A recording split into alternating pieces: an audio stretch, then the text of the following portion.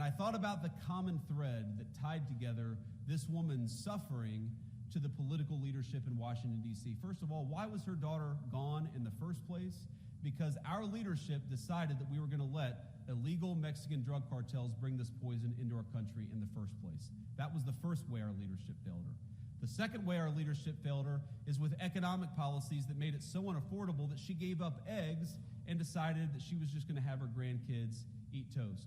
The third way that this country had failed her is because the education system, where she just wanted to send her grandkids to learn reading, writing, and arithmetic, she was terrified that they were falling behind, that they were learning, if anything, propaganda from political activists instead of the basics that would help them get ahead in life and eventually have a good career to be able to provide for themselves.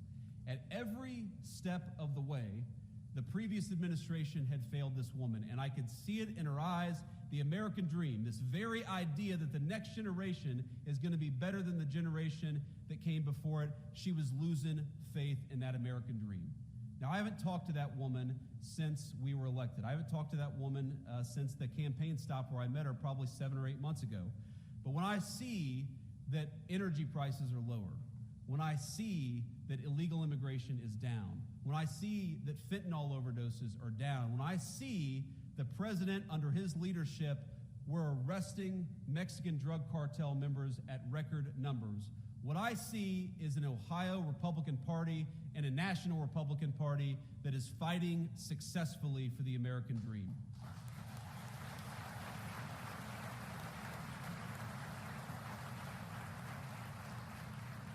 So what I'd ask all of you, when you're going out there and you're knocking on doors, when you're going out there and you're making phone calls, when you're contributing hard-earned money to political candidates, when you yourself are running, because I know it's not always easy to be a political candidate.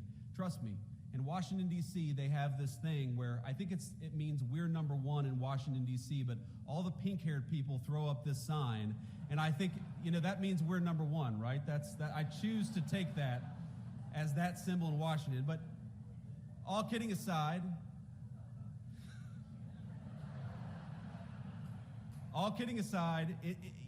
sometimes this job of politics is inspiring, and sometimes it's hard work.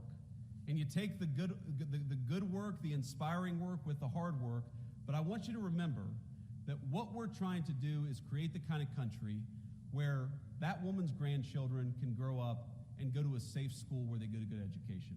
We're trying to create the kind of economy where those grandkids, if they work hard and play by the rules, can provide for their family with a dignified, high-paying job. We're trying to create the kind of country where that woman knows that her leadership cares more about her and her family than they do about Mexican drug cartels. We are trying to create the kind of country where the American dream is alive and well. We're off to a good start. Thank you for all you've done to help us. God bless you guys.